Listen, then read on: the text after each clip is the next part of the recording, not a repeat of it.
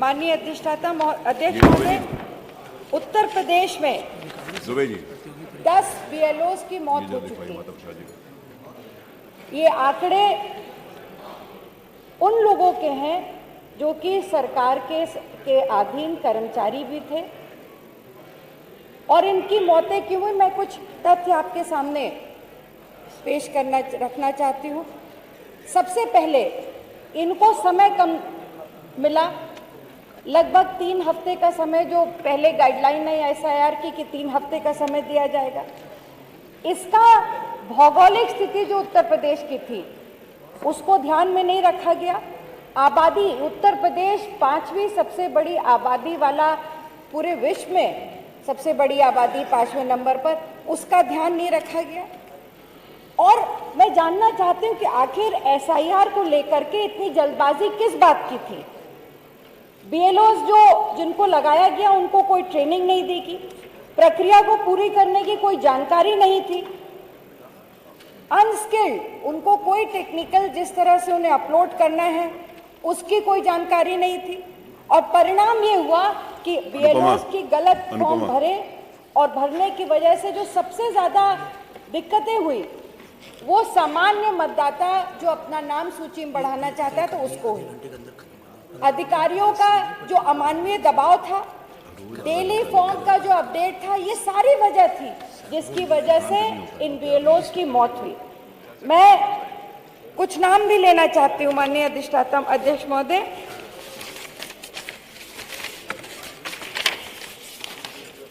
जिस तरह से इन सब की कई घटनाएं जो हुई हैं, सबसे पहले मुरादाबाद के 40 वर्षीय सहायक शिक्षक बीएलओ सर्वेश सिंह ने आत्महत्या कर ली, और उन्होंने सुसाइड नोट में लिखा कि डिजिटल अपलोडिंग का दबाव और निलंबन के डर से उन्होंने आत्महत्या कर ली। कितना दुखद है माननीय अध्यक्ष महोदय। शोभा रानी बीएलओ 56 वर्ष की ड्यूटी के दौरान हार्ट अटैक से मौत। फतेहपुर के 27 वर्षीय लेखपाल सुधीर कुमार कुरील की शादी के ठीक 1 दिन पहले आत्महत्या कर ली। गोंडा के 35 वर्षीय सहायक शिक्षक विपिन यादव ने जहर खा लिया। बांदा में एसआईआर में लगे शिक्षक मित्र ने कुएं में कूदकर आत्महत्या कर ली।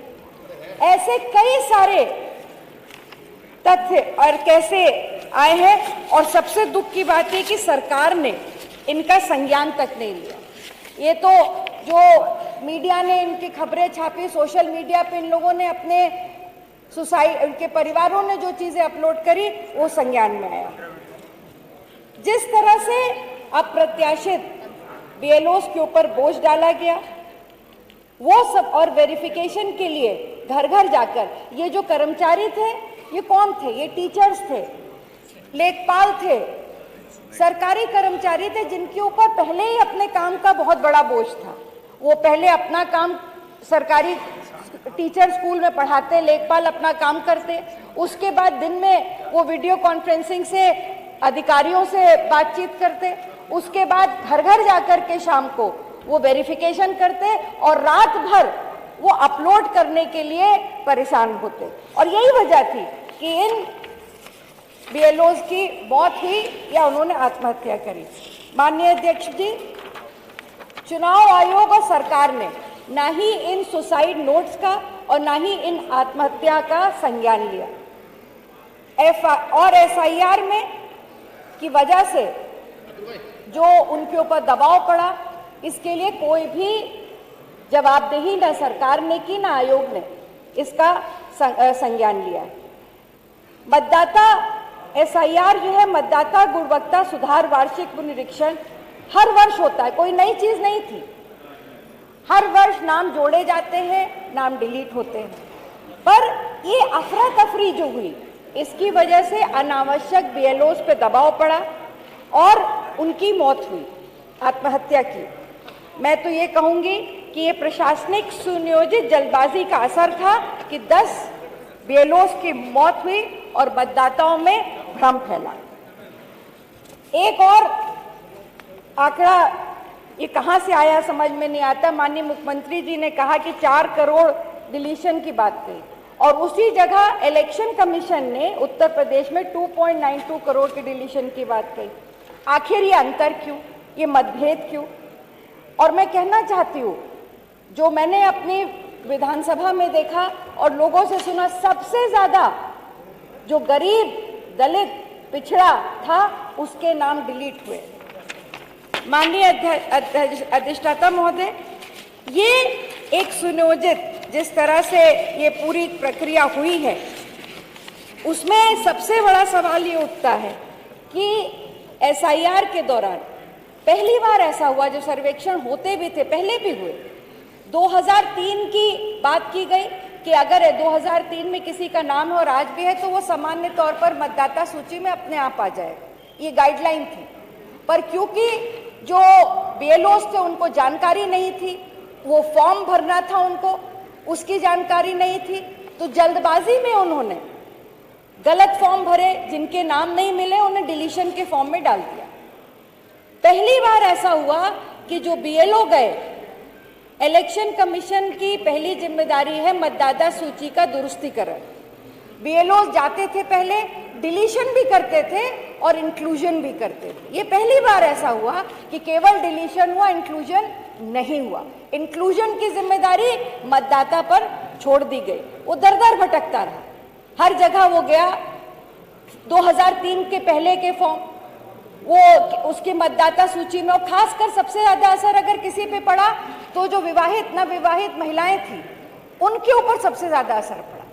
उनके नाम आसानी से नहीं मिल पाए क्योंकि 2003 के पहले वो जहां पे थी, उनके माता पिता का सबसे ज्यादा नाम उन्हीं पे प्रभावित हुआ। मैं ये कहना चाहती हूं कि जिस तरह से ये सरकार ने एसआईआर में जो मौतें हुई बीएलओस की, वो पूरी तरह से एक प्रशासनिक फेल्योर की वजह से, अदूरदर्शिता की वजह से ये हुई है, जिसकी वजह से 10 बीएलओस की मौत हुई है।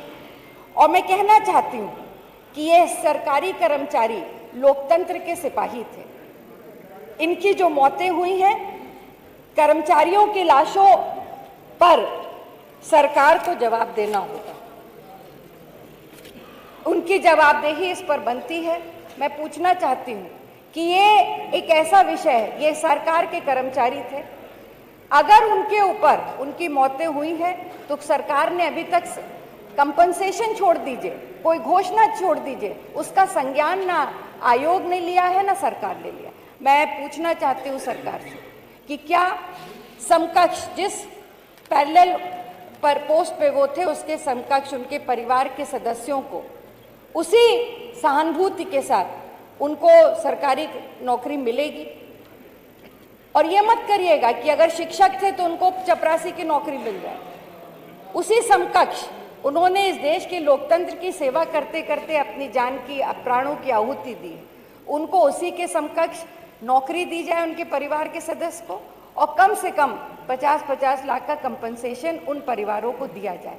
और सबसे बड़ी बात यह है कि सरकार को और आयोग को आगे आना पड़ेगा, इस बात को स्वीकारना पड़ेगा कि ये उनकी कमियों की, उनकी गलतियों की वजह से इन 10 बीएलओस की मौत हुई। मैं माननीय अधिष्ठाता महोदय आपसे अनुरोध करूंगी कि इस लोक महत्व के विषय पे, जहां पे लोकतंत्र के सिपाहियों की जान गई है, इस पे सरकार संज्ञान ले और इस पर चर्चा कराए।